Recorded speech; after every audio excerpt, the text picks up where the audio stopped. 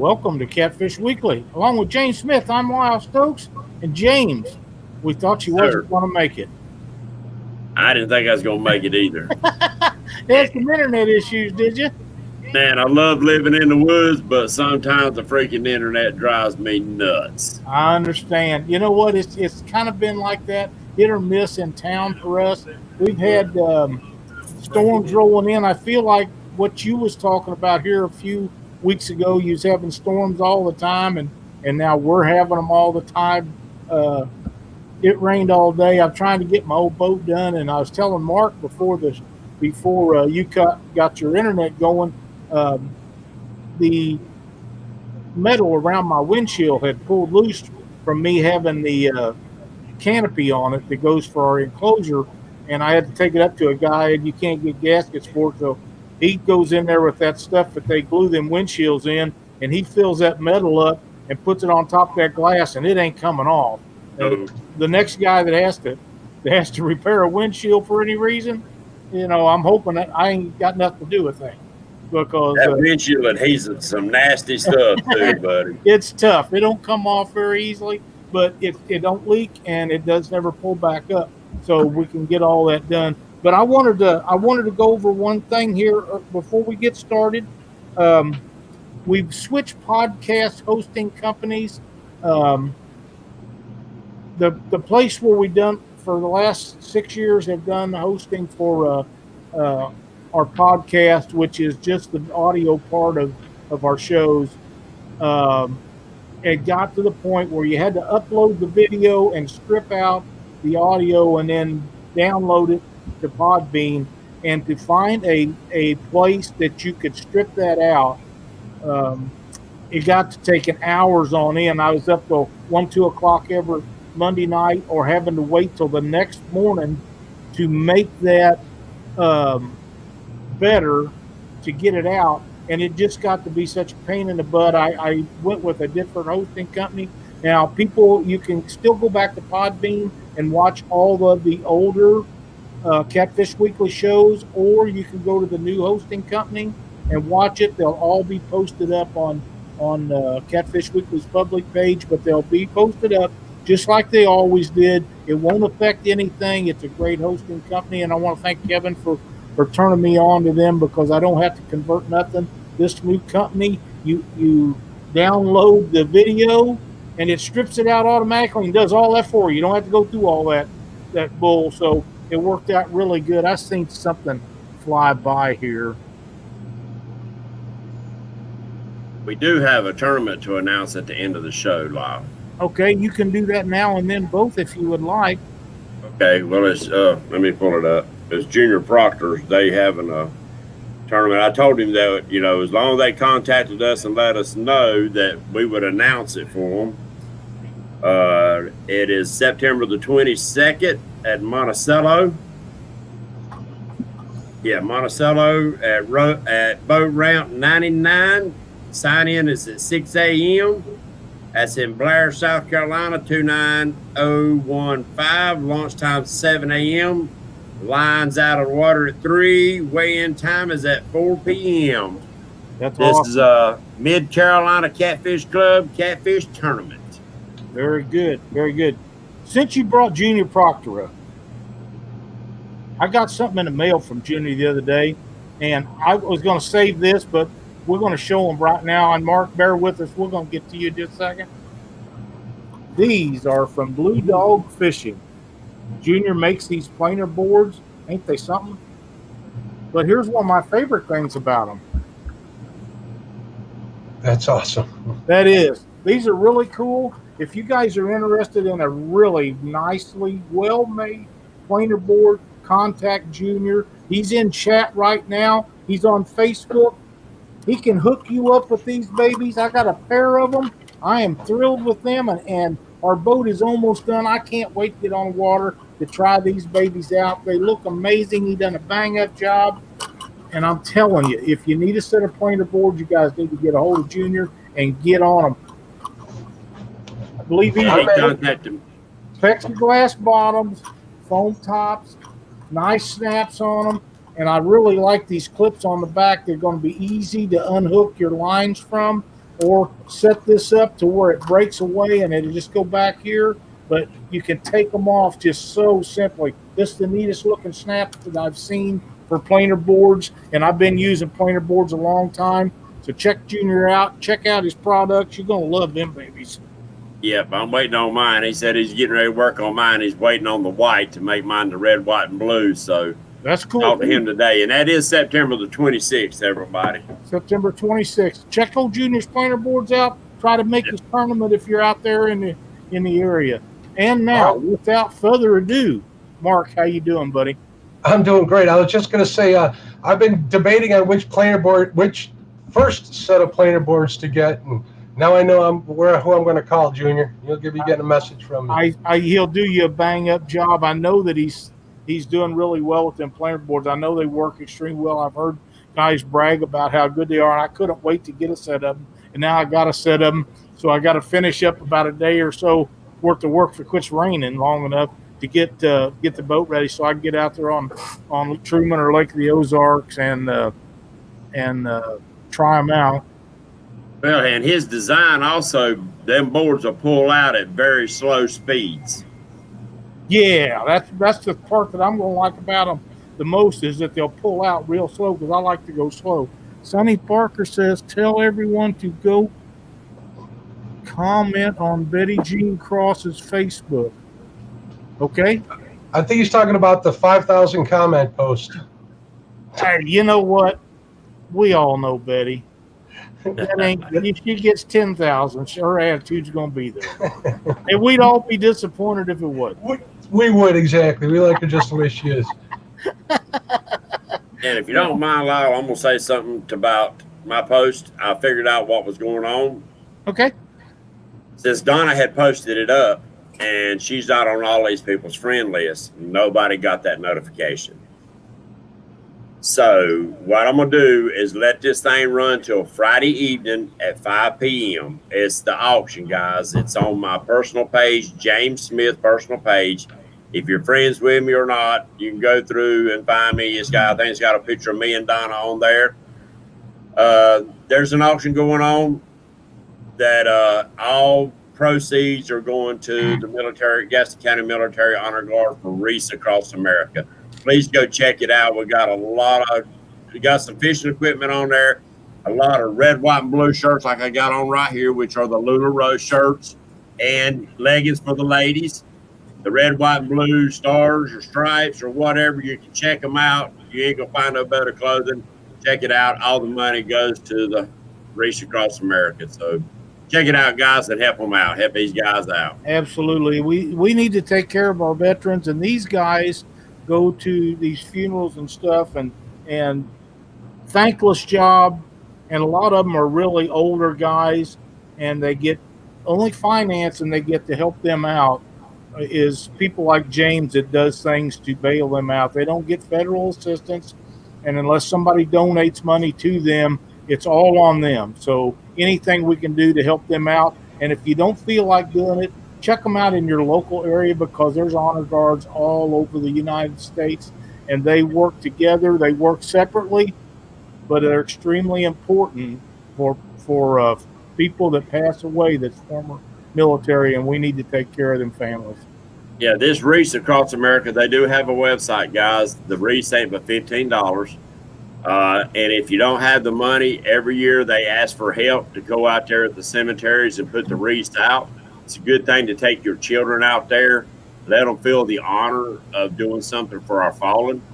So it's a great thing. It's a great cause. Every Christmas they put out thousands and thousands of wreaths on the veterans' graves. So, and it's a real honor. I'm telling you guys, it's a real honor to do and to give back what they give, a little bit of what they give for us. That's right. Very important. Thank you. And Mark, I grabbed the wrong hat out of the way out of the house. I was fighting with that internet. And Mark sent me a new hat like he is. Yeah, I see it, Lyle. Don't run. But I got mine, and I grabbed the wrong one coming out of the house. That's okay. Internet fight, junk going on. Speaking of hats, I actually made 3 special edition ones. I sent one to Lyle, one to you, and one I'm going to auction off for your charity. So keep an eye on my Facebook page. I'll make announcements in some of the online streams on where to take a look at it. Hopefully we can raise some money for your charity. Like I said, it's one of 3. I didn't even keep one for me. It's just like this, except it's got an American flag on the driver's side. Just to point it out, make it a little bit different. A lot of people have been wanting the hats. Figure if we can get a few extra bucks for the charity and I can help in any way, I'd love to do so. Man, that is way cool, Mark. We really appreciate that. And you donating one to be auctioned off to help the Honor Guard out, that is just an outstanding gesture. And I know that James appreciates it, and I sure do. Sir. And also get out and bid on those auctions, except for the skull, the red, white, and blue skull T-shirt. That's mine. Yeah. Hey, if they don't want them bobbers, I'll bid on all of them. It don't make no difference to me. There you go.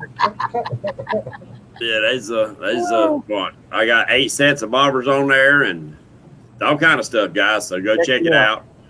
And ladies, there's some beautiful leggings. And Sonny Parker bid on a set of leggings.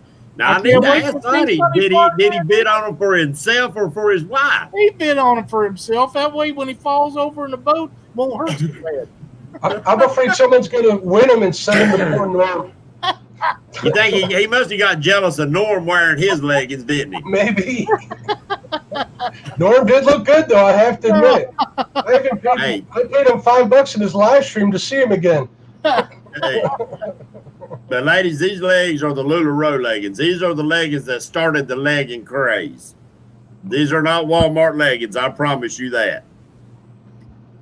Anyway, thank you anyway for helping, guys and gals. I appreciate it. It means the world to me, and I know it means the world to the guys at the Honor Guard, to anything that you can do. Absolutely. All right, Lyle, let's get started with Mark. Good people. Absolutely. Mark, tell us how you got started with Catfish and Crappie. I have been fishing all of my life, on and off. Well, not on and off, but, more actively at times than others. And in the last, 7 years, I started fishing a little more hardcore. Catfish in the last 4 years, a lot more. Everybody kept telling me that I should start a YouTube channel. I don't, my wife and I, we're not fortunate enough to have children. So I was trying to figure out a way to leave some sort of legacy, whether it's through some writing, but I can't type without doing typos. So I figured video would be the way to do it. So I'm giving it a shot. I'm also, finding it's different than fishing. I'm trying to start in a carpet. I'm putting in 2 different buckets. My fishing's in one, and the videos are in another, and I'm finding 2 good hobbies that I really enjoy. That's pretty much how I got into YouTube. I've been a YouTube fanboy for a long time. I mean, I remember watching Steve and Chris and Catfish and Crappie a long, long time ago. I remember, I had a family member in the hospital, and, all them guys kept me company in long hours in a waiting room. So it's been a pretty integral part of my life, and I'm glad that I'm, starting to be part of it. I'm going to stop things for just 1 second. We try to announce throughout our shows a bunch of the people that have YouTube channels throughout our shows. And I wanted to a guy that I see in here tonight that I don't think we've ever talked about before. It's Jigging with Jake. He does some really fantastic YouTube videos. I've talked to him. He's going to be a guest on our show here next month. So if you haven't checked out his YouTube channel, now guys, don't think I'm singling any of you out. We'll get to all of you that we can get to a little bit later on in the show. But if I don't do things when I see it, I'll forget about it. And I want everybody to check this guy out because he does a bang-up job. He fishes for a lot of catfish, but he also fishes for some other stuff.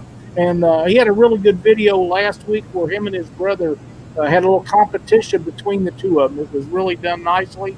And I enjoy his stuff very much. So be sure to check him out and be sure to look forward to him coming on our show here before long. I consider Jake a friend of mine. Me and him talk a lot. That last flathead video, I heard from him right after he caught it via text. So me and him talk quite a bit. He's a real good YouTube content creator and a heck of a fisherman. So yeah, I agree. And a really nice guy. But I just wanted to mention that. But we do have a lot of guys in here tonight. We got Kentucky Headhunters, Kentucky River Outdoor Adventures, Junior Proctor, Palmetto Cats, Sonny Parker, Betty Jean Cross, LG Bass, Fishing with the Chad. Let's see who else we got. Terry Lane, Stan Smith, James Dockery, Avid Catfisherman, Muskrat Adventures, Half Crazy, Michael Murillo, Reese, Kentucky Catfishing. Who's that? Reese and Fan Seeker and Setting the Hooks and Crossing Eyes, S. Smith, Terry Lane. We got a lot of great ones. Half Crazy Catfishing. I like that name. That's pretty cool. I do too. That's awesome. I want to thank all of you guys for being in here, and all of you that doesn't have a YouTube channel. Welcome to the show. If you've been guests before or been in here watching us before, thanks for joining us. I see Dee's in here and Chad's in here. Awesome to see everybody in here tonight. Mike Greenville. Yep. Mr. Gadget. Mr. Gadget's been with us a while too. Yep, Joe Buck. Yeah, they all have. Mark, I watched the video you had put out here a week or two ago, and you caught an absolute slob of a flathead. And if I understand this right, not only that fish, but most of the time, you're fishing by yourself.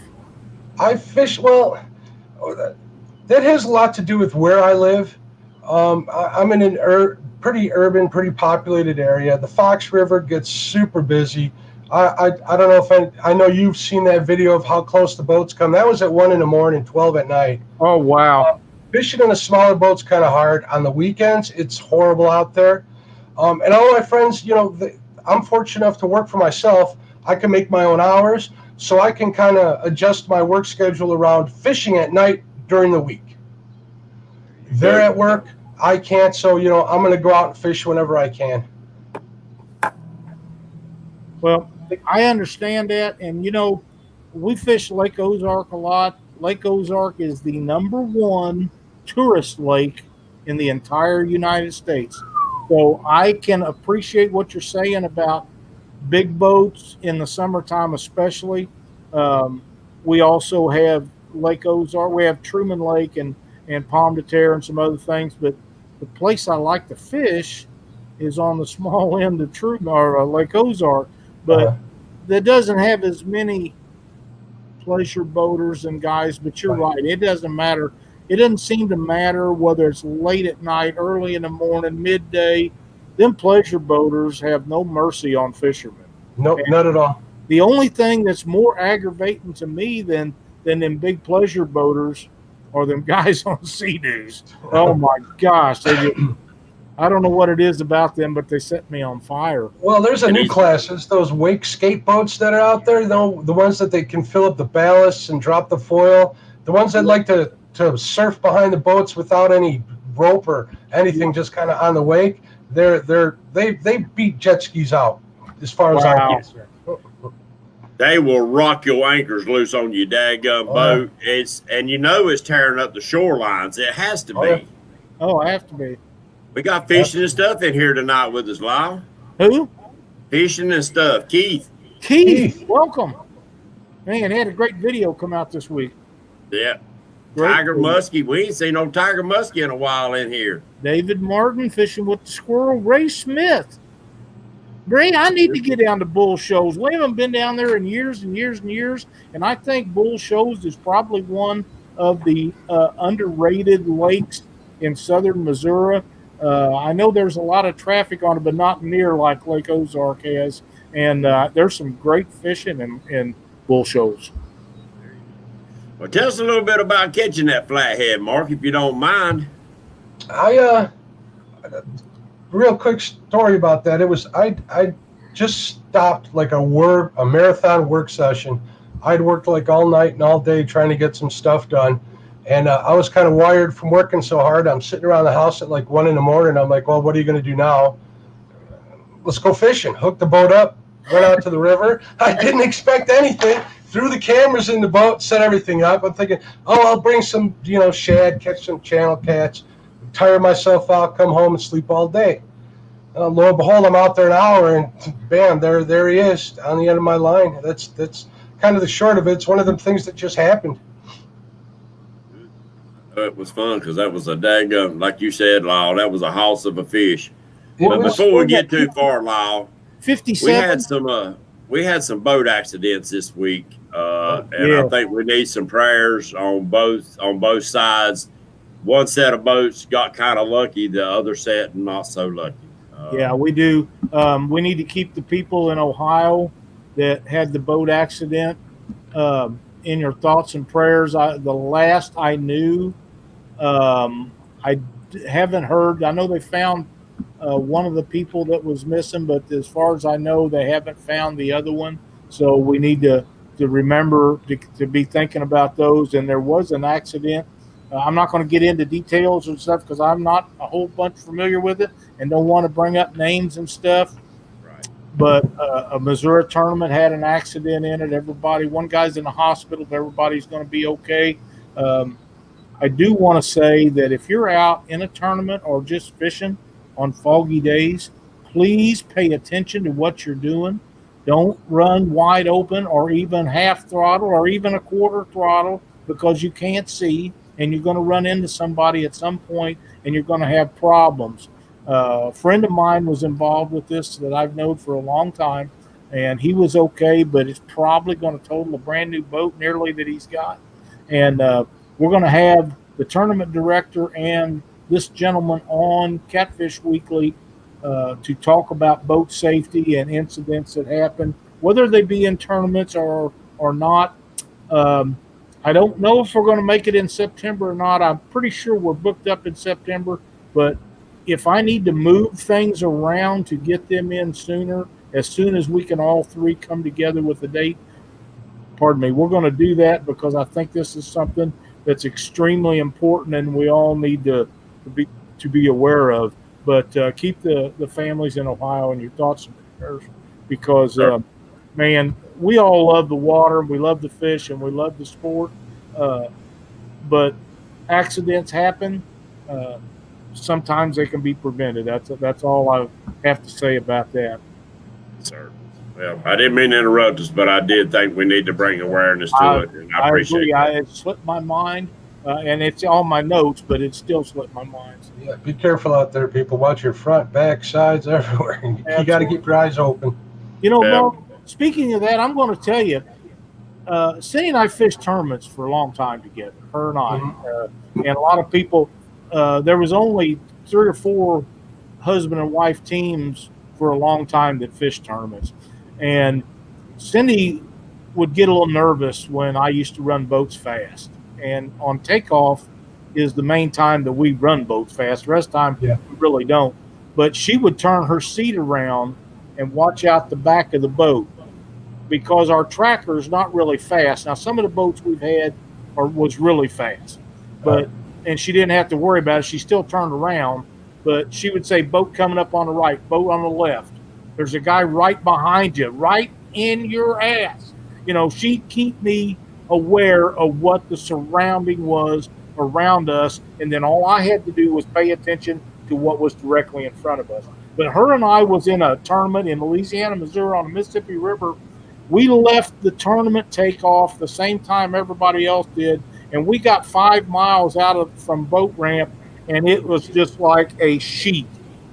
We run into fog that you couldn't see from one end of the boat to the other, and I popped out of the throttle, and we was idling along, and I could hear Doug Rice and my brother in 2 different boats. They're all around us. Everybody's talking, trying to figure out what to do.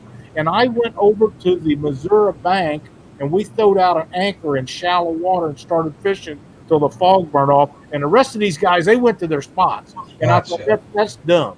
We caught some fish there, not winning fish, but we had fish. And when that burned off, and my brother's been on that river for as long as I can remember, and he was going up the Mississippi River, and when he thought he went to the Illinois bank, and when the fog burned off, he was up Salt River, which is a tributary that makes Mark Twain Lake, and he ended up that tributary. The fog was that bad. That bad, yeah. The nightly fog just kind of, it creeps me out. I'll take my time and stuff, but it gets pretty bad. It just took the one time for me to hit a buoy, not to do it again, Yeah. It's a small river. The channels are tight too, and when that fog hits, you got to be real careful wherever you're at. And Cindy sounds like one heck of a co-pilot, that's for sure. I need one of them in my boat. She's all. I don't. You know, I've fished with a lot of guys and had success with those. I've had success with her, but she is very aware of her surroundings, and I know what she's going to do. She knows what I'm going to do. Makes it very pleasant. And when somebody gets in a boat and fishes with us, all they got to do is sit there because we already got the plan made before they ever get in there. That's awesome. Yeah, but you know that would be like you and James fishing together for 15 years, and you would learn what one guy does. You know. Yeah, you either learn or you kill each other, one of the two. Well, I'm not saying we haven't had some of them times also. But you do, you learn each other's little quirks and little things, and so exactly it makes the team work. It does, and that's she's a great partner, and like I say, I've fished with some really cool dudes over the years, and had a lot of success early on with them, and but when she said she wanted to fish tournaments, pretty much the rest of it ended. You know, it was just her and I. Now, Mark, are you going to be chasing any tournaments on the tournament trail, or you just enjoy fishing like I do? Or?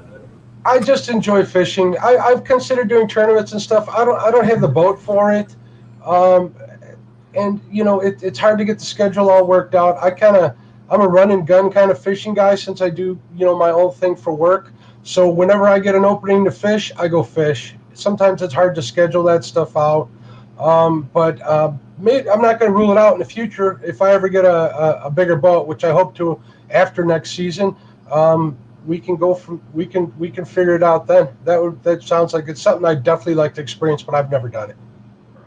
No, everybody I think needs to experience it at least a couple times in their life just to say that you've done it. And plus, being around people that do it, you have a chance to pick up some great information on catfishing. I agree. I know a lot of the guys that fish the local tournaments here, and they have their wealth of information. A lot of nice guys doing it. Talked to a bunch of them. It's just I haven't went out of my way to be in one yet. Mostly because of the boat, but we need to welcome our old buddy Dieter Melhorn. Just joined chat. Hello, Mr. Melhorn. How are you? I have a really cool comment here from Sonny Parker. He says, "What are your thoughts on a safety boat? I've been trying to get tournaments to have one." This is a question all three of us can address here. I think that it's a great idea if you have enough people and it's a big enough tournament.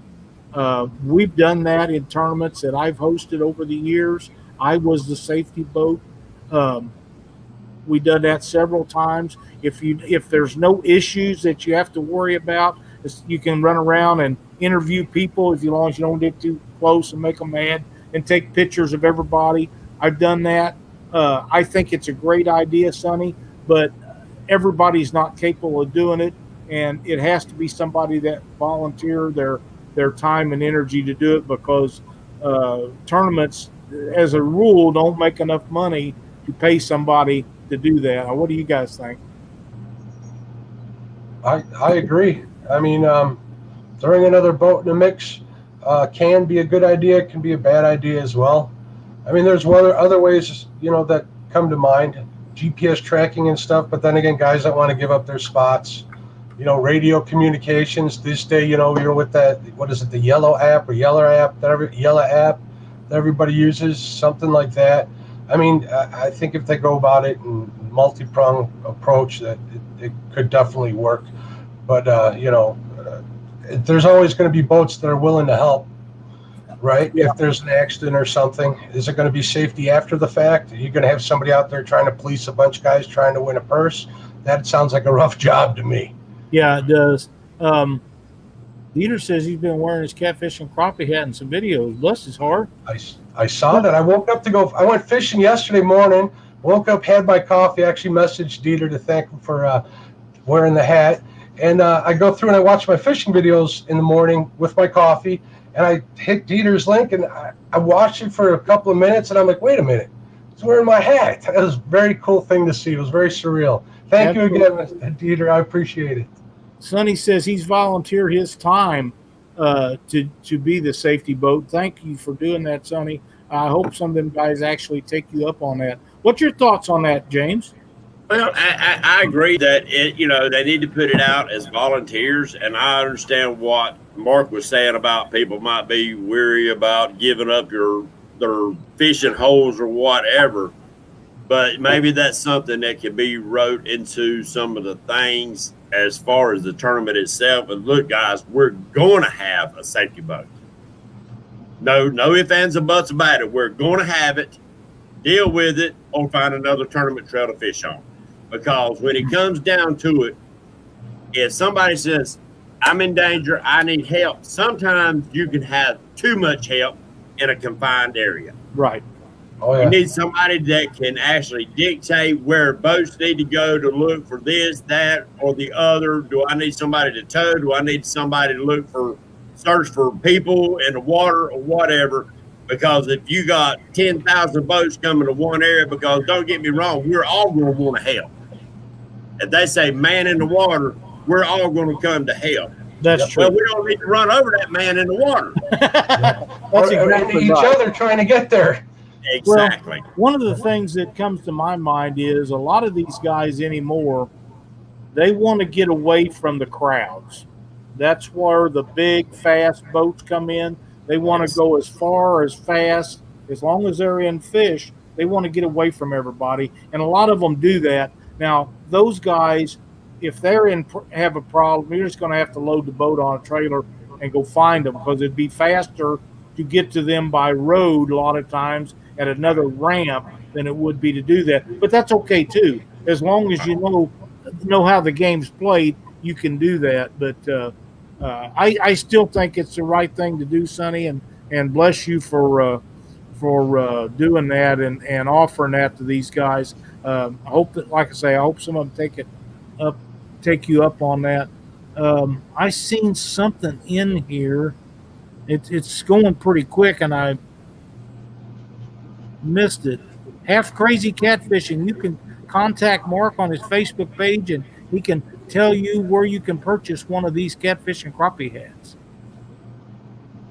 You do have some for sale, don't you, Mark? I do have some for sale. I was going to hold on to them until after I did the auction for the charity hat. So we'll see how that goes. I'm going to hold off for a couple of days. I want to make sure we can optimize our donation to the charity. This is one of the most popular hats, James, that I've seen in a long time. Yeah, it's unique, very unique looking. It's a well-made hat. Thank you very much, guys. Yeah, it is. Sonny says if safety boat would stay at the ramp unless needed. I think that's a great idea, Sonny. That's a good idea.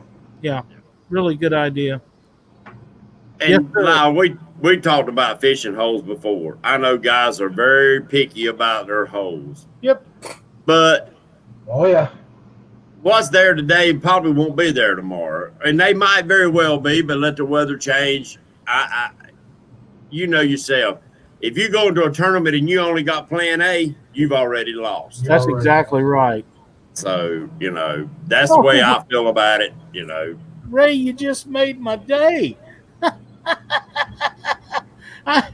I told Cindy I should have been a politician, and she just kind of rolls her eyes and heads out the other day. And that's the best compliment I can. But I got to tell you, if you don't like Trump, you sure wouldn't like me. But that's what I was getting ready to say, Lyle. Be a drop in the bucket compared to the way I'd be in there. They think Trump ain't politically correct. You wait till they run into me and you. I guarantee you they're gonna be saying, "Oh no." That's a fact, man. But thank you so much. Oh man. So what have you got lined up for big videos coming up, Mark? I'm working on a video right now. I'm working on a video right now. I'm waiting on a friend of mine to come, and he lives in the city. He promised me he would act in this one. We're going to try and throw together some silly stuff for it. But I spent the the last couple of weeks chasing flatheads. It's been rough. Lost a couple ones. Yesterday, I went out with my friend Damien and his 2 boys, and we just killed we slayed the crappie and the channel cats. I'm going to turn that into the video and go from there. It should be a good one, but I have like 4 hours of footage I got to go through, try to pick all this stuff out and try to put it all together. The way I treat videos is I come up with a game plan and hope the fishing, complies. Right. Try to get it to work there. Try to piece the fishing into whatever video I have planned. So, can I ask you a question about your editing software? Absolutely. Do you use your phone to do that, or do you do it on you use a PC? I use a desktop, like a high-end desktop. I use a program called Movavi that was recommended to me by Spencer over at River Certified. It does a lot of things, and it's not a monthly subscription like Adobe Premiere. Is it easy to use? Because it's really easy to use, and from the first time I used it to I'm on my 12th actual video, I think I've learned a lot, and I can get around in the tool really good. I'm starting to learn animation and stuff now with it. Very nice. It's not too bad. I consider myself a little more computer literate just because I was in the business for a long time, but I don't see why anybody who just doesn't sit down and kind of take it one step at a time, they can't learn it. It's pretty simple. Well, James, did you tell me that you do your stuff on a computer? No, I do mine through my phone. I use iMovie. I'm very computer illiterate. Yeah, me too. So iMovie is pretty simplistic. It don't have all the bells and whistles. Now, if I had a MacBook computer, they got a little bit more up to date and better programming on that computer. But it's simple for me because actually I use 2 iPhones. I use my iPhone that I talk on, but I got an old iPhone that I actually use as a camera. I like it better than the GoPro because you can run it longer without having to worry about changing out the chips and all that other junk. And it's got a better camera on it than the GoPro does. Absolutely. Plus, you don't get that fisheye effect. And it's a pretty simple program. It don't have all the bells and whistles, but you can do slow-mo on it, and you can do a lot of the other stuff. I'm not tech savvy enough to separate my audio and my video. Mm-hmm. So, it runs a pretty good program to run both of them at the same time. I can tell when something starts to get off. I can manipulate it enough there to keep it straight, like when you go to do your slow-mo. So I have figured out, and it's pretty simple because I'm pretty much brain dead. So when the time I come around to make another video, it's all new to me again. And with that program, I'm able to say, okay, that's how I done that last time. That's how I done that. Now if I was doing, every day or 2 or 3 times a week video, then I would pick up and get a little bit better, and I would say, all right, now I need to step up and say the program that Mark runs, or a program that Dieter runs, or a program that somebody else runs. Yeah. But I don't. So for people that's just getting started, if you got an iPhone, iMovie is pretty simplistic. It really is. iPad too. My niece makes little movies on her iPad, and she's done it for a while, and she makes stuff that's better than my stuff on that. Amazing. It has to do with youth, but the processing power is there. The software is pretty robust. There's no reason why you can't do it, on your phone. And iPad is just better because you see there's a little more, a picture for you to see, to view everything that's going on. But that could just be my old eyes too that are making me think. Well, and one thing about it, I've never seen or had any glitches in it. Yeah. It's like they've already got all the bugs worked out of it. I'm one of these people. I like that KISS method. Keep it simple, stupid. And when you do that, then, if it ain't broke, don't fix it. That's right. I agree. As much as people don't want to admit it, the reason, phones cost so much money and the higher end stuff costs so much money as far as phones and not laptops, but like tablets and stuff, is because that processing power is there. It works. You're able to get stuff done. How often does your phone crash before it gets to the end of life? It really doesn't. And the stuff you're doing on it's pretty crazy. Everything from playing games, surfing the internet, and it's doing all of this at one time. You're banking, paying bills. Yep, that's pretty right. incredible. They can And these new cameras on these new phones is unreal. You know, what is it? Hagen Grubbs. All he uses that iPhone 10, and he's got some killer graphics that come up in that iPhone. That camera is unreal. The wife's got one too, and it's crazy. But you know, you pay for it because you ain't got just a phone. You got a camera, computer, game, and you got everything in one device. That's exactly right. I'd like to welcome Catherine McTaggart into the show, former guest on our show. Peel and Drag Catfishing has joined us, and I think I mentioned Betty Jean and Maurice Mason.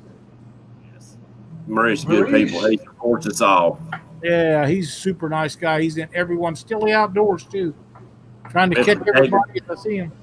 Yep, Michael Morello, David Martin. David Martin lives close to me. He was the first one to get some of my bobbers, Lyle, and he was the one that turned me on about. I didn't have my program. I didn't know on Facebook that if you don't go back and change some of your settings, people that's not on your friends list, they can see your stuff, but they can't comment in it. So I had to go back and also change that so people that wanted to come into the auction can make a comment. I thought, I didn't know it was set like that. I knew I didn't set it that way. I set it the other way. But when they had done their reprogramming, and I've heard they're getting ready to drop a new one on us, it must have changed it back, and I didn't know. And David, I appreciate you letting me know that, buddy, because if he hadn't have told me that, I've been saying, well, you know, where's all these people's comments? Well, they couldn't comment. So appreciate it. You know, we all got to look out for each other on here, Lyle. And that's exactly right. That's exactly right. You know, we're pretty neat. And, you know, Mark, I was glad to see you come into this very unique, not just a catfish family, but kind of a YouTube family too. It is. I see Brandon's in here. I'm surprised Betty Jean let him in. You see, guys like him that make me feel welcomed right there. I appreciate it. I really like being here. I really like all the friends that I'm making and the connections. Heck, I'm looking forward to going down to the Cascade fishing with Abbott and the rest of the guys in 18 days, I think the countdown is. I never would have been doing anything like that if it wasn't for this. So I'm very grateful for everybody. Why don't you tell us about your adventures that you and Abbott have worked out to where you're going to be hosting? Abbott got switched, is my understanding, and he got left in a tough way, and you're going to help him out. Yeah, Abbott has a live stream on Friday nights where we all hang out at. It's a great show. He's the first one to put me on his live stream. He was the first one to do it. I was nervous as heck. He made me feel real comfortable. Had a blast on there. I like to chime in whenever I can. Every now and then I'll do a hit and run just to give everybody a hard time. But he had this gentleman at his work that took off like the next 8 Fridays or something. So Abbott has to cover for him. I asked him if he needed some help. I'd be happy to give him a hand. And next thing you know, I'm hosting it for the next 8 weeks. There you go. I'm going to be messaging some of you people to come on the show. I messaged a few people. I got a couple guests lined up, but hopefully we'll do that. And I plan on having Lyle on there to talk fishing rods. Couple of guests I have also set up. I also plan on doing in the spirit of Avid, doing a wild bunch night, having just everybody come in and go to town on each other. That was a lot of fun. It really was. We have a new guy in here, Field Proven. Just logged on. Enjoy listening. Well, I lost it. Enjoy listening to the show. Keep up the great work. Thank you so much for joining Catfish Weekly. Hope to see you back in here real soon. Catfish fishing and stuff says, it jumped. Why have you found to hard skill to learn since you started YouTubing? That was fishing and stuff. Catfish and Crappie. What he asked, I didn't hear that. My volume's turned down a little bit. What have you found to? Why have you found? Dadgummit, it jumped. To hard skill to learn since you started YouTubing. The hardest thing was the actual camera work. I got technology I have just because I've been doing it for so long. The actual art part of it, making things flow right, making things look right, getting my message or my story that I want to get out there. I'm starting to really get into how I want to make the video feel for people. It's kind of a big undertaking, and I think I'm worrying a little bit too much about all that stuff now. So maybe my next couple of videos, I'm going to do a, don't worry, be crappy approach to it. But I keep coming up with these ideas in my head that I write everything down. I need to sit down, pick what I want, get the fishing to comply, or use the footage that I already have to bring this stuff to fruition. But yeah, it's the actual artistic part of it. And I need to come up with a today kind of thing for my website too. I really like to hear Keith say that. Betty Jean said the hardest part for her was no cussing. That's what I've been laughing at. Yeah, that too. Did you see my last video? I swear, and Ryan setting hooks told me I swear like this 10-year-old kid. That's because I'm trying not to cuss. So I end up saying words like "Holy Toledo," this. I never say this. I never say this, Lyle. Well, I have no idea where any of that came from. None. Dave Hep says, "What challenges have you had with YouTube?" What challenges? Trying to keep content flowing. That's a hard thing. I never in my life expected it to take as long as it does to edit a video, to get everything together. When I'm getting my fishing stuff ready to go fishing, you can almost double it, getting all the camera gear and the mic together and all of that stuff. It's a heck of, when I got in there, I'm thinking, I'll strap a chesty on and go from there. It's a little more than that. It's a lot more. There's the back end processing. A thumbnail takes me an hour to get just right. Leveling the sound out in the video. That's something, if you look at my early videos, which is not that long ago, my sound is terrible. I'll be the first one to admit it. And after watching a lot of resources and stuff online, I looked at that's just not good, and I had to force myself to learn, how to improve the sound quality. Spending the money on the equipment, that was a little more than I had planned on doing as well. Yeah. And audio can really kill your video. Yep. Audio is probably as important or more important than the video itself. Yeah, because I can watch something that's kind of crappy, a foggy film or whatever. But now if the voice is, you can't hardly hear it, you got to turn the volume up, or it's real scratchy, or the wind is tearing it up the whole time. It's hard to say. Issue. Wind is an issue for everyone that does outdoor video work.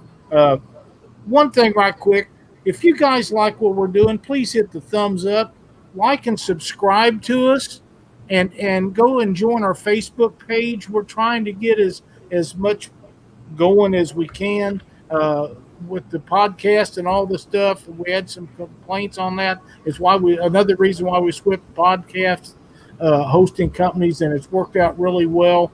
And I'm glad you all enjoy them, but we need to get our stuff in front of more people, and the way we get our stuff in front of more people is subscriptions and thumbs up and comments on our videos, so you can tell us that you like it. So we appreciate everything that you guys do, and it only takes a second, folks, to do that, and it means the world to James and I.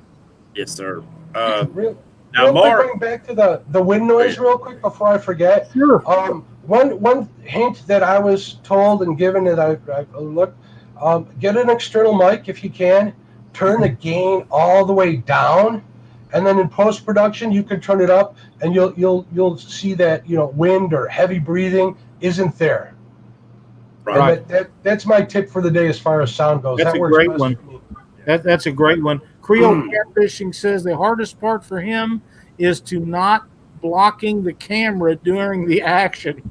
Yeah. I watched a video of his just about when I got done mowing the grass today, when he was going through his boat and all of his equipment stuff. Nicely done. There's another great channel for you guys to go out and check out. It's Creole Catfishing. He does a lot of fishing with his family, his wife, and his children, and very good quality stuff. They don't keep any big fish, but they keep some smaller eating fish. It was correct way to do it. Yes, sir. I think he's from Louisiana, if I remember right, but nicely done on his videos and stuff that you guys will really enjoy. So be sure to check that out. Betty says, live streaming tip, cuss when the wind blows hard. That's Betty. It is. like Dieter said, sound is equal to pretty images. It is. Thank you, Catherine. We appreciate it. That's another thing I'm working on is viewer retention. That's like a hard thing to figure out, but we're getting there. Yeah. Now, question, Mark. Do you think it's more important to actually play up to the camera itself, or to just be yourself and take people fishing with you on your boat, or on the bank? Either one. I think it's up to the individual. I think everybody has their own way of thinking, doing their, just the way they are. I'm trying to be myself for the most part of my video and add, a little bit of, funny, maybe even considered super cringy stuff, but in a section. But when it comes to most of the video, I want to be, sincere, try to be, as authentic as I can, for nobody else's sake except mine. That's how I'm going about it. And then, you got guys out there who love to play to the camera, love to be showmen, all of this, more power to them. It works. There's a place for everybody in YouTube. I like to think, which is something that I've just started, really starting to understand, where there's room for one, there's room for all. If somebody else has something, there's no reason why you can't have it too. Go out there, get your YouTube channel, do what you want to do, be as successful as you want to be, or, be as expressive as you want to be.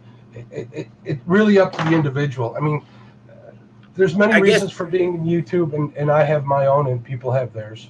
Right, and I guess it comes down to what is your goals for YouTube. Yep. If you want 1 million subscribers or whatever, what they say, you want to be a millionaire, hang with millionaires. You got to learn from these guys, but at the same time, don't lose yourself in it, because people see fake. People don't like fake, and they will see through it, and they will once in a while you'll start seeing, hey, man, he was making great videos, but I don't know what happened to him. I no longer see this person doing videos. It's somebody else doing it with his face on it. I know mine will never be the million. I know mine, I'll be happy with 1,000 is what I got. But my stuff, I like to keep it like you're standing behind me on the boat. That's the way I want it to feel. I want it to feel like I've got my family with me on the boat. And some people like it. Some people don't, because it ain't real technical. But I have fun. And I think that comes down to all of it. Lyle and Mark are you having fun? Because if you don't have fun, you're going to get burned out, and you're going to get burned out quick. Peter is one of the guys that probably works as hard at it as anybody I know. But he's in that industry.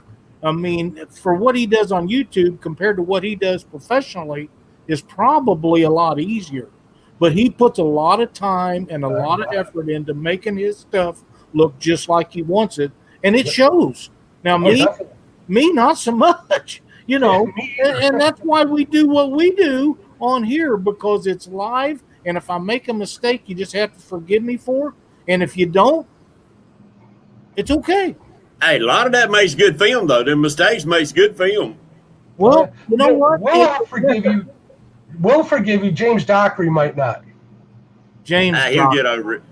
James Dockery is married to a heck of a lady to put up with him all these years. Katie just had a birthday, by the way. Want to wish her happy birthday. Happy birthday, Katie. Everybody's, but I know she's put up with James for a long time, and I don't know how she does it, but she's a saint of a woman for doing it. I'll give her that. Yeah, Chunky I think we all an awesome live stream.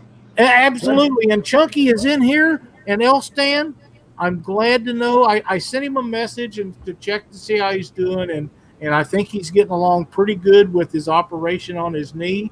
Don't want him to overdo it. I know he's going to be doing physical therapy for a while, and we're anxious for him to get back out and do his videos and stuff.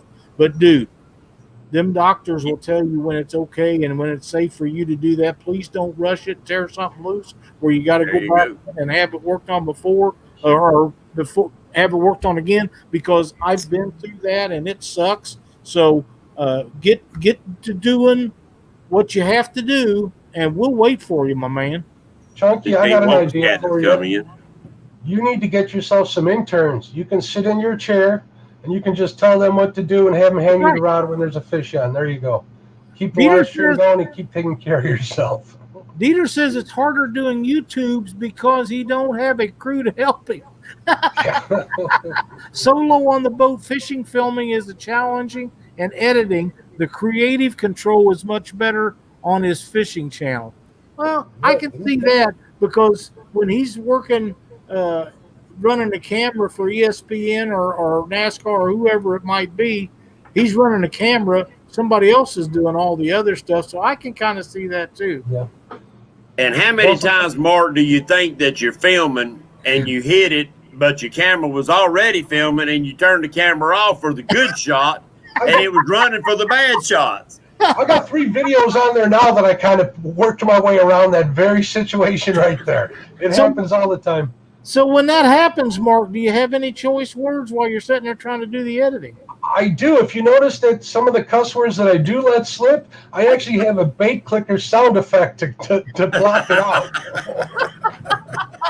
And then a couple of parts of my video, it sounds like the actual bait clicker is going off, and people are like, "Oh, why is he grabbing a rod?" I've been told. I'm like, I don't know. Maybe it works, maybe it doesn't, but I'm going to keep with it. There you go. That's hilarious, man. Yeah, I guess it would be pretty cool to have somebody do all the filming so they could actually get the great shots for you. But, you know, that most of us ain't that lucky. Speaking of that, you know, Hagen Grubbs, love his channel. That Landon that does all his videotaping, now he's starting to get in front of the camera a little bit. You get to see how awesome that little kid is. He's got the facial expressions. He's got the attitude. He's going to steal that channel from his dad. By the end of this year, his dad will be doing the filming and Landon will be doing the fishing. And that's okay. That's okay. I'm betting Hagen will think it's okay, too. I think he will, too. They're do some amazing stuff. Hagen hasn't been in the video industry very long. I've been doing YouTube very long, and he has escalated. I mean, jumped way up really fast. He does a great job. Landon is his bud, his son. They fish together. They film together. They break down together, and they get through it together. You can't ask for a better deal than that. I like that channel a lot. I like them too. I just watched his last video where he showed how to do bumping. Guess what I'm ready to try next? You know, I've been bumping for years and years and years, and the only person that I know of that might like doing it more than me would be Mike Greenwell, and I'm not sure he does. He just gets to do it more of it than I do here lately. But, man, I have been on the boat with countless people showing them how to do it. Other people have showed them how to do it. And there's guys out there that shows people how to do it that should never be allowed to show people because they tell people wrong and they get into bad habit. It's a lot harder to break somebody of doing it wrong than it is to teach them how to do it right. Absolutely. Yeah, agreed. So that now when you're out there, like you said, you write down and you try to pretty much catch fish and do things to what you're wanting the film to go towards, the video to go towards. But now, do you ever go out there and just let the fish tell you how the video is going to be done or what it's going to show as far as your header and your name of your video? You kind of let nature dictate that, or you pretty much try to stick to a script? I definitely do. When I say I've been doing a little bit of writing, that's pretty much for like intros and outros and just that whole part of it. The rest of the video, I let the day pretty much tell me what it should be. Try to capture the feeling of that day. What happened if it was a crappy day raining? I'm gonna try to highlight that whole deal.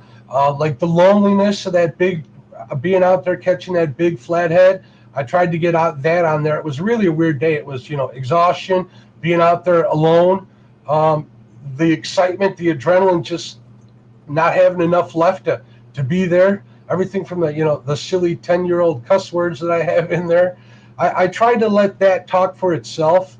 I actually have like 3 different versions of that video that I came up with, and I didn't like any of them except this one. This one came out okay. It's not perfect. I enjoyed it a lot. It it got across. I could have nipped and tucked a little bit here and there, but it's still early in my YouTube adventure. So we'll get better as time goes.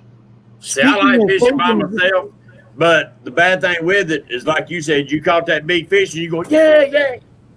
Who do I share this with? Here's a funny story. I last year, my personal best flathead ended up being 35 pounds.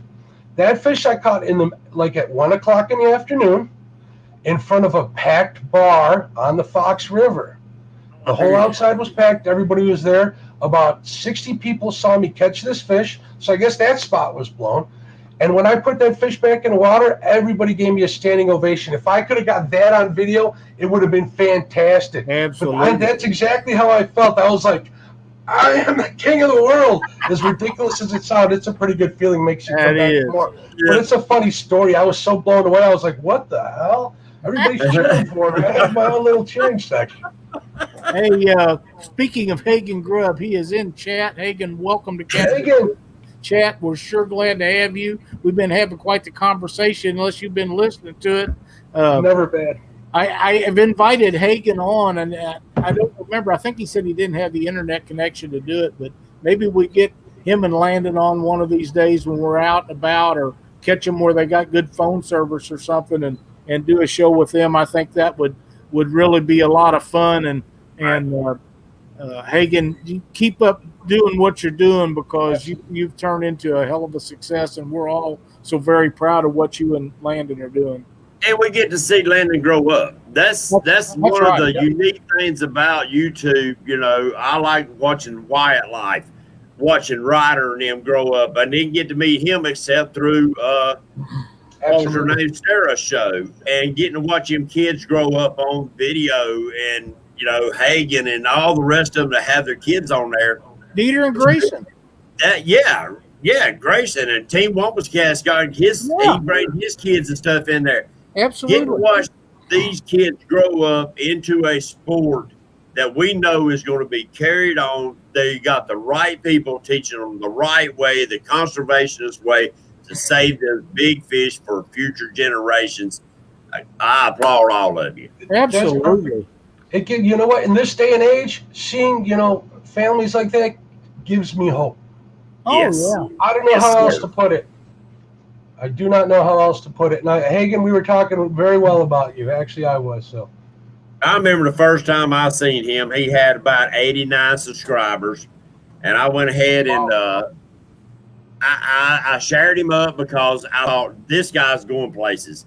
He was, even his earlier videos, you could tell that he had a knack for that. And bringing that youngin in like that, he had a knack. I thought, this guy's going places. He's sharing up great content for future generations, for his son. We don't know what tomorrow holds, and we're sharing memories, guys. That's we right. are sharing memories. Well, we're benefiting from the memories that Hagen and Landon and Wampus and Dieter and all them guys are sharing with their children.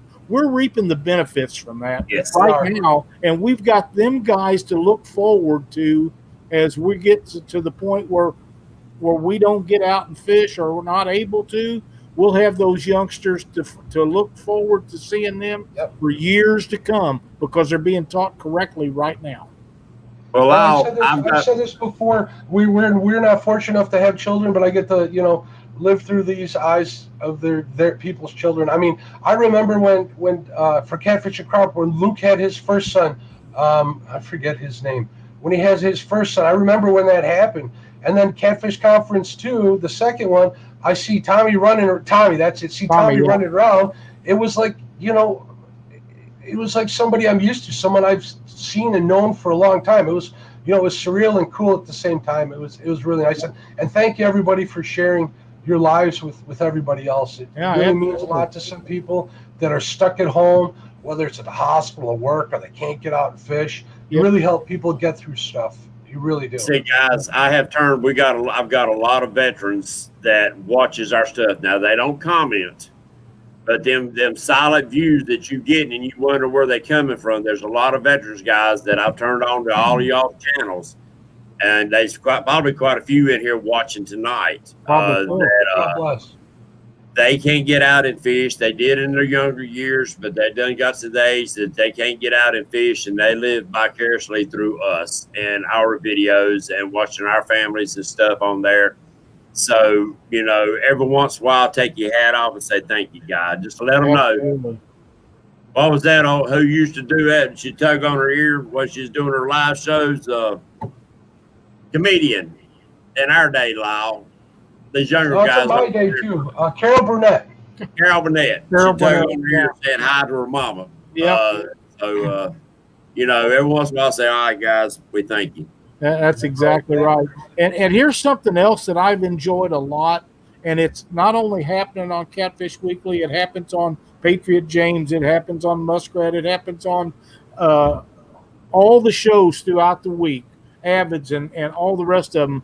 These guys that are in chat, whether it be Betty Jean or Fishing with the Chad or D or any, they'll share Dieter's link so you know to go to watch Dieter's videos. They'll share Mark's link. They'll share Catfish Weekly. They'll share Patriot James. They'll share Muskrats. They'll share Palomino Cat. All these guys that are doing this means a lot because James and I are not fast enough. You guys that have it done before we get to it, but they're sharing everybody's link so you know to go and check these guys out. And we mentioned Hagen, didn't even know he was in the show, and Chad done had his link to Hagen's video up in chat so everybody could go watch him. That's really cool. I find that extremely interesting that everybody works together so hard to benefit each other. I think that's a wonderful thing. And a lot of that benefiting one another went back to James Smith because he was the first one when he started his Wednesday night show. It was mainly about helping other channels get started and growing. We done a little bit of it, but not to the extent James has always done that. He's done it for everyone since the very beginning of what he done, and we're proud of what he's accomplished with that, because if it wasn't for what James Smith done, you wouldn't see any of that stuff going on in chat right now, I don't think. And I thank you, Lyle. And that was the main thing about the YouTube tournament, was that I wanted to bring awareness to each other. It was not about me. I'm nobody, and I knew that I would be just basic as far as the video type of it. But if I could give back to my community and benefit the honor guard at the same time, so I was killing two birds with one stone by doing that and bringing this community together. All the guys that come to the tournament, they had never met before. Right. They chatted back and forth, but actually had never shook hands. Now, don't get me wrong. We froze our freaking tails off out there. Not everybody caught fish. But everybody had a good time. They had a blast. And, next year's going to be even better. We got some help with doing some things. So, and I got some stuff planned if this COVID junk will go away. It's going to go away. Back up. I've got some stuff planned that hopefully it's going to be a whole weekend, an event. I have a feeling as soon as this election's over, you'll be done with COVID. Yeah. I agree. I really do. Mark, I've got one question. I know we're running over an hour, and if you have to go, I'm sorry, but we got you. Don't have to go anywhere. It's good, because we're going to get you while we got you. There you go. We have talked several times about Madison, Wisconsin. Heck yeah. That is a fabulous place to fish. Anybody that's not been up to Mendota and Cherokee Lakes, if you like trophy, and I don't never say trophy because I've been warned from 9 different conservation departments is to not call fish trophy fish, because all that does is shove you back further on the burner because they don't want trophy waters. Call it breeding size fish. You'll get more accomplished. But that is, as of right now, the best channel cat fishery I personally has ever been to. And you and I and a couple of other people's, Ace and some of the other guys, have talked about putting together a get-together up there in Madison, Wisconsin for next spring. May is the time that right before they go on the nest, where you can catch those 15, 20, 25-pound channel cat and bigger. My biggest was a 29.9, just shy of 30 pounds. a giant channel cat. You got me shaking, Lyle. You're making Cindy me shake caught here. 4 in 30 minutes. It was over 20. 4 in 30 Golly. minutes, over 20. Now I'm telling you, if we can can we make this happen? I'll do everything I can to try. I know a bunch of guys that want to go up there, send hooks. I'm sure. Look at him. He's already says, let's go. We can get a bunch of guys out of chat to show up. I think we can make it happen. I'll meet somewhere, find a place to go. We can reach out. I'll have you reach out to Captain Greg. I'm sure he'll be happy to. I know Greg would like to go. Jerry, I can't pronounce Jerry's last name. It starts with an H. He lives right there in Madison. He's always been a good guy to help us out like that. There's a place to camp in the city park down there for those that camp. Perfect. And you can cook and carry on. Cindy and I don't camp any longer. We're a little past that. But I'm telling you. That is a beautiful place. It's a long drive for me. It's not so long for you guys. But if enough of us can get together and make this happen, I'm telling you, if you ever caught a 20-pound channel cat in 2 foot of water, it is an experience you will never forget ever. I got a 10-pounder this weekend on my little ice rod. That thing was a blast. That thing, I thought it was going to wreck my wrist. It was pulling so darn hard and shaking so hard, Yeah, channel cats are a blast to catch. I've caught blues that was a lot bigger that didn't fight as hard as them did. Just little maniac. That's pound. Oh, yeah. I look at them, they're like, I don't know, that's like a 15, 20-pound trout. You know how trout flail all over the place? Little stalkers? Channel cats are the same way with a lot more mass behind them, so they're just as fun. That's right, and those fish that we caught up there was black. Their whiskers was that long. Dang. And I caught one. That big one I caught was up on its tail, walking across. There is no bass that could ever made a pimple on that fish's butt. I'm telling you, we didn't have video stuff. This was several years ago when this happened. I would give Jerry. Cindy, you spelled it out, but I can't pronounce it. But he lives up there, and Jerry, I'm sure, would be interested in getting together with a bunch of us. And I've got a good friend of mine. Hockenhausen. What is it? Hockenhausen? Hockenhausen. That could very well be. He's a super nice guy. He catches a lot of fish up there. I was actually, Cindy and I was in our boat, and we was going across Cherokee Lake.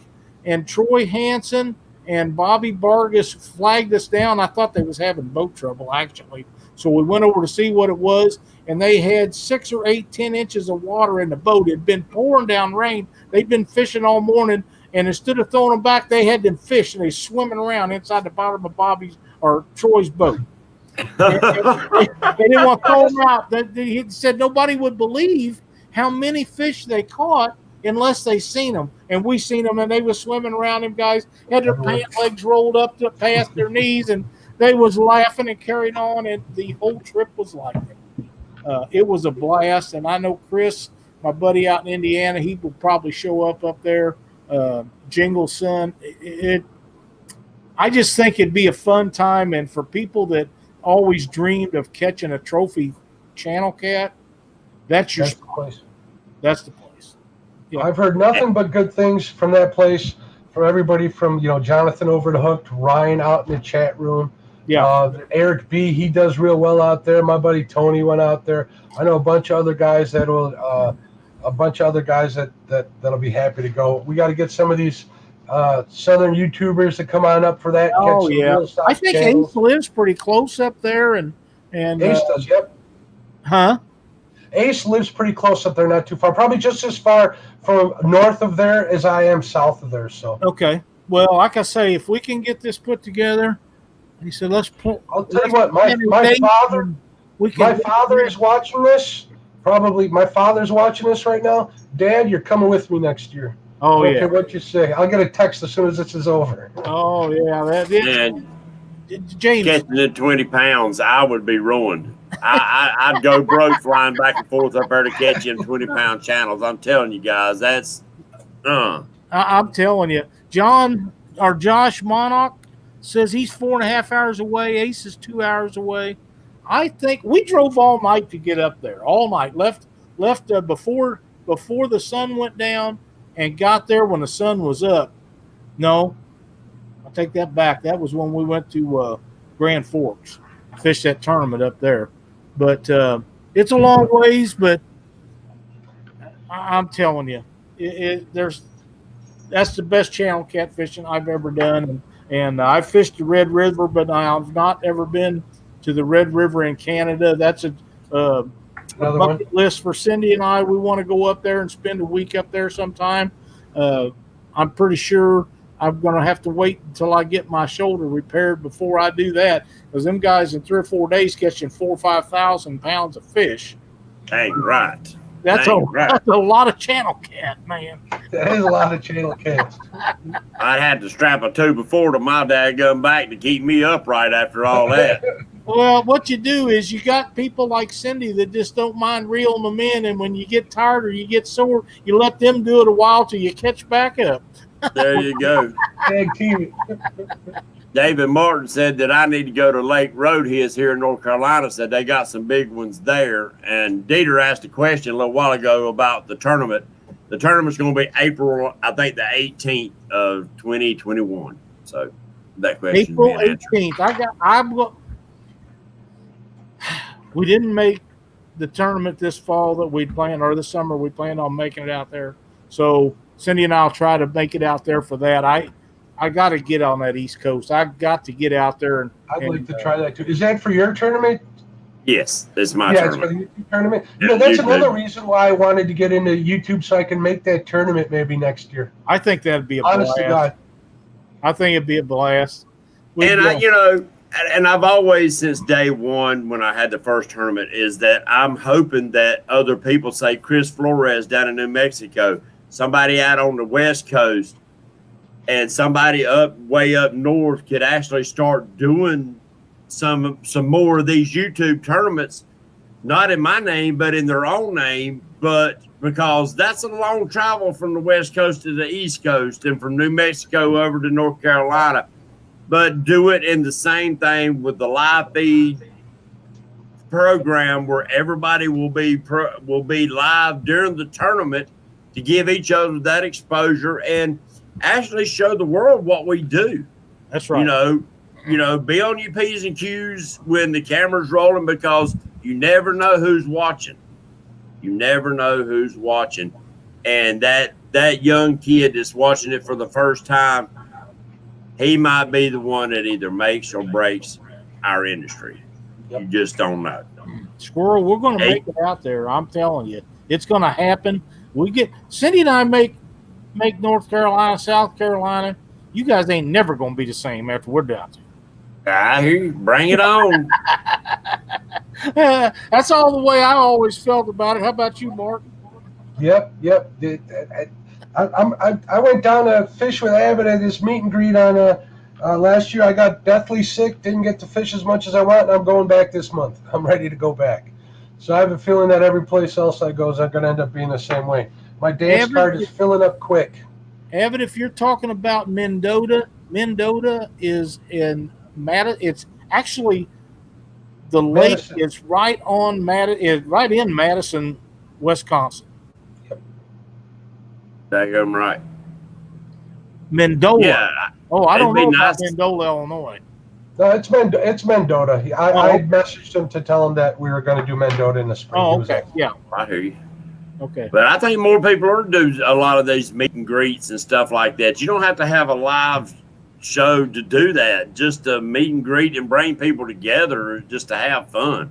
Yep. One thing about going to Mendota, make sure that you have plenty of bluegill. Cut bluegill in chunks about that big, about 1 inch square. That's all you need. And Ken and Jerry and them was bringing bluegill in and splitting them up against everybody that was up there the time we was up there, 300 bluegill at a time. Wow. And divide them up against all of us, because they knew that we would all traveled. None of us from was around there, we wouldn't be able to get bait. And they would, I don't know how they was getting it. Don't know where they was getting it. I'm sure it was out of somebody's farm pond. But they supplied the bait. So we'd all have to work out a deal to where we all had plenty of bait. because the way them fish bite in that lake, you go through a lot of bluegill.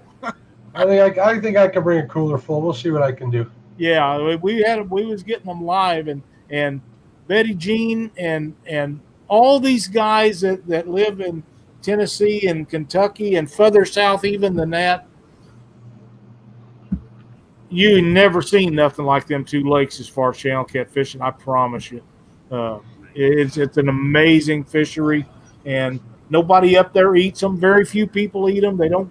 Most of them are all returned back to the water, even from the local folks. They don't consider them table fare up there because of walleye and crappie and stuff. Yep. And I'm okay with that because that's the reason those fish are like they are in them two lakes. I see that shallow water channel cats. I'd be throwing big brim heads and free lining. You'd probably do all right with that too. There was no rhyme or reason to stop them. If you had bait on a hook, it didn't take very long. You had act. I mean, it's the way it is. And channel cats, they don't waste no time finding bait. No, they don't. They're just a machine. You know. Yeah, I'm telling you. Machine. Well, you know, they're in. Well, I know at least on the river, they're in competition with bigger channel cats and the flatheads. So they just hit and run. They're in this frenzy. They just want to grab what they can and get out of the way before they get in the way, you know? I know something else I wanted to ask you, Mark. I know you fish the Fox River. Are there blues in the Fox River? No. I don't think there are any. I know all the way down to past Plainfield and Joliet, I don't believe there are any. I don't know. Maybe if you get closer to the Illinois River, but I have no clue. Well, the Illinois River's got blues, but it don't have an abundance of them anymore. They've been commercial fished out for the most part, I believe. Hang on. He jumped, didn't he? He's in his garage, isn't he? And that air compressor like scared me to death. That happens to me at like 2 a.m, Lyle, while I'm sleeping. But another killer bait for them channel cats is them little old 3 to 4 inch little old brim. Yeah. But if they don't eat them, they'll kill them. Well, I'll tell you, for all you people that think that you're interested in doing a deal like that, send us a message on Catfish Weekly or contact Mark or Ace or some of these guys, and let's see if we can't get it figured out. If we need to start a page on Facebook so we can put this together, then let's do it. Yep. Because I promise you, if you ever wanted to catch a trophy fish, Cindy says it's 531 miles. Now, you tell me that woman don't want to go to. She's ready to go. But, you know, if you ever thought about catching trophy channel cat, I promise you, it'll be a time you will never forget. I got to do better than 14 pounds. I don't think it'll be too difficult to do up there. It won't be up there, I don't. Jason says he's going. We got to get Betty and the whole Ohio crew to go, and the Kentucky crew with Chad and Norm. See if we can't get them to come up. Betty, That would be a lot of fun. that air compressor kicked on. I just about crapped myself. I wasn't ready for that. Man, I thought I had that off. Actually, the plug-in for it went bad, and I replaced the plug-in, and I turned it on today to let it run, make sure I had it, and forgot to shut it off. What happened? Yeah, that got me. Start a page. Okay, I'll work on that either tonight or tomorrow morning, and we'll post a link up to do it. But Chad and Dee and James and Katie. You know what? You need to pick up Dockery on the way there and film the whole road trip. No. Film that whole road trip. That would be awesome. It'd be YouTube gold. I'd abuse him all the way up there. But Be like planes, trains, and automobiles. James and Katie and Chad and Dee and Betty and Brandon and James, if you could make it up there, and all the people that watch the shows that ever wanted to catch a trophy channel cat, I'm telling you, most of you will find 14, 15 pound channel cat large That's a big channel cat It's for a big almost channel. anybody, and they're common up there. So it's a blast. It just is. It's a lot of fun, and I like catching channel cat anyhow. And when you and me and Ace and 3 or 4 of us got to talking about it here a few weeks ago, it hasn't left my mind, Mark. It's been in my mind ever since. So, yeah, if we can make this work out together, Roger says I'd love it. Yes, you would. I promise you. And Roger, I know you will have your boat fixed before then. But even if you didn't, a good trolling motor and some batteries, Cherokee is very shallow. That's where they go to spawn. That's why I say May. But you could get almost all over that lake with a trolling motor without running your batteries down, because it's now Mendota is different. It's a bigger lake and it's a lot deeper lake, but you don't have to go very far when they're spawning in that 2 and 3 foot of water up there. And there's some deeper water, but not a whole lot. But it's amazing. It is. Yeah, we'll get a page mate. We'll try to work that out. I just want to Make me bring an admin. I'll help any way I can. That'd be great. I think we'll all have a great time. Channel cats fight you all the way to the boat. They fight you in the boat, and they fight you to let them go out of the boat. Yeah, they'll stab you with them pectoral chance they get. I got stabbed. I dropped like an 8-pound channel cat while I was trying to get a good picture of it, right? I went to reach for it. I caught the top spine right between my fingers. It went in like half an inch. Oh, that's the only time I've ever been stabbed by a channel cat, and it never hurt so bad. And it I got it on video. sore. We'll see if I include it. Yeah, they stay sore for a long time. I forgot what Dieter said. Cindy's fish behind me. No, but she's caught them bigger than that fish. Dieter got one in his hand, and he had to actually cut it off with a pair of rig wrap scissors. I remember him doing that, and I've never had one where I had to go to the hospital and have it removed. I hope I never have to do that. But them fins in you hurt now. It just, yeah, they're extremely. They stay sore forever. One other thing is I've had an infection in the hand, like a week of antibiotics. That was painful too. Yeah, but that was from just flathead scratches one night. Right. And that's what I was going to ask you. It seems like a flathead will infect your hands a lot worse than them channels and them blues. No. Now, a blue will tear your hand up worse, but it's something about that flathead. I don't know, man. My hands is like yours, man. It just got infected, this nasty. All the stuff, yeah. I don't know why. The bacteria and stuff. I think it has to do a lot with how deep the. Now, this is my thinking. I could be wrong. A flathead won't make real deep cuts. It'll make little scratches. Your body does, at least mine doesn't. I don't have the circulation in my hands. Doesn't have time to bleed out.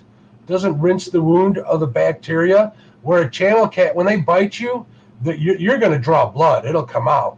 They're just little scrapes with a flathead, enough to get infected and not kind of bleed itself clean. That's the only thing. I always wondered if it's because they're more sedentary than a blue, where a blue's always moving most of the time, in a channel and a flat, he's more apt to be laid up in some leafy, mucky junk. You know what I'm saying? Yeah. And inside of debris and inside of structure.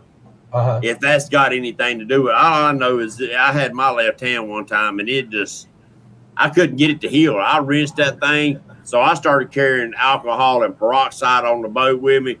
And once I cut him loose and washed my hands off, then I'll pour that stuff on there and go ahead and rinse it and wash it down right then. Yeah. That's good idea. Spray bottle from Walgreens with hydrogen peroxide I keep on the boat. Works great. Yep. Just spray my hands down after I throw a fish in or whatever if I get scraped up, and I haven't had a problem since. Yeah, good idea. Mark, we've had a great show. We've had a great show. We're running on over an hour and a half, Mark. I can't thank you enough for being part of our show tonight. I've enjoyed having you on here immensely. It's been Thank you very much. And I can't wait for Mendota. Thank you, everybody, for watching. I appreciate the invite. I had a blast on here, and I look forward to seeing everybody else on here. I can't wait. Absolutely. We're going to do this again. I want you to enjoy your time doing the Avid show. Looking forward to that. I think you'll enjoy it. Avid does a great job on Friday nights. But I've said this, and I tell everybody this, and some of them look at me like I turned green. But if you have a job, you have to do whatever you do to keep that job. So it was great of Avid. He has to take care of his job, and it was great that you're able to stand in there and help him take care of his Friday night spot, because spots are kind of hard to come by these days. So I'm anxious for you to do that. And Avid will be back in, 8 weeks? He's going to be out, something like that. Yeah. So he'll stream when we're on the Kaskaskia. He'll stream that weekend, I believe. So I won't do it that week. But other than that, it'll be on my channel. I'll send out links and stuff for everybody's personal. Good. And I appreciate people watching and stuff. I appreciate the people that absolutely are going to be on the show. We'll be in there to watch with you. And I told you and Avid both, I'm not trying to get on the show every Friday night. I'll help you any way I can if you run into issues setting up or whatever like that. And I'm sure James will too. We just want you to be successful, and Avid too. So good luck with that. Yep. Absolutely. I got a couple other things here. One thing that I want to mention. Next Monday night on Catfish Weekly, we're going to have a guest in here that I get more requests for up until the night, because I got a feeling we're going to get requests to have Mark back on here. Ted Ellensbecker is going to be on Catfish Weekly next Monday night, and he's going to do a seminar on locating fish. And for those of you that know Ted or has watched our show when we've had him on before a couple of times, he is the most requested guy that we've ever had. And it'll be a great show. You'll learn more from Ted than most of the rest of us put together. He's extremely knowledgeable, very well spoken, and he'll give you correct information, and you're going to love it. So Monday night, I'll get a promo made up for that. But Ted will be on here the 7th. I believe that's next Monday night, isn't it? Yes, sir. And you're going to love that. So you want to make sure you tune in for that. And don't bring pen and paper. That's right. And what we'll do is James and I will start the show like we did tonight, and we'll get done with what we got to talk about.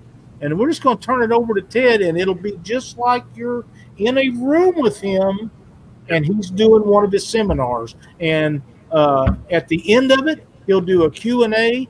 And just like tonight, if it goes over to an hour and a half or whatever it is, he is such a valuable commodity, and it's kind of tough to get Ted. We've been very fortunate to have him on here. He don't do seminars and shows with everyone. He usually gets paid pretty good to do them, so this is not costing you a dime. All you got to do is watch Catfish Weekly, and we'd appreciate if you give us a thumbs up when you watch our shows. Like and subscribe and join our Facebook page. It means a lot to James and I. Check his Catfish and Crappie's pages and his YouTube videos. And while you're at it, give him a thumbs up and subscribe to him too. Awesome. And all of the guys that's been posting stuff in chat, I want to thank you guys for watching our show tonight. It's been awesome, Mark. Thanks again. Thank you. They just keep getting better, buddy. Oh, yeah. Yes, sir. And I really enjoy it. And, guys, don't forget, go check out the auction so we can help these guys at the Honor Guard. I appreciate it. It's on my personal page. And I'm going to say God bless y'all, guys. God bless America. Where else in the world can we do what we're doing right now? That's right. And real quick before I go, I'm going to auction off that hat. If you guys want to bid on it, I'll send out links to where it's going to be. I'm not expecting to make a fortune on it, but I do want to help with the cause. And I know everybody's been wanting a hat, so this is your chance to get a one of 3 that I don't even have. I think it'll be a good thing. Mark, would you get that figured out? Post up where all that's going to be on our public page on Catfish Weekly. That way we can get as many people involved in that as we possibly can. Sure. Perfect. Thanks for watching. See you guys next Monday night. Thanks for watching, everybody. Oh, I'll see you Wednesday night. Wednesday night, Patriot Catfish of America. Yep. Y'all have a blessed one, guys.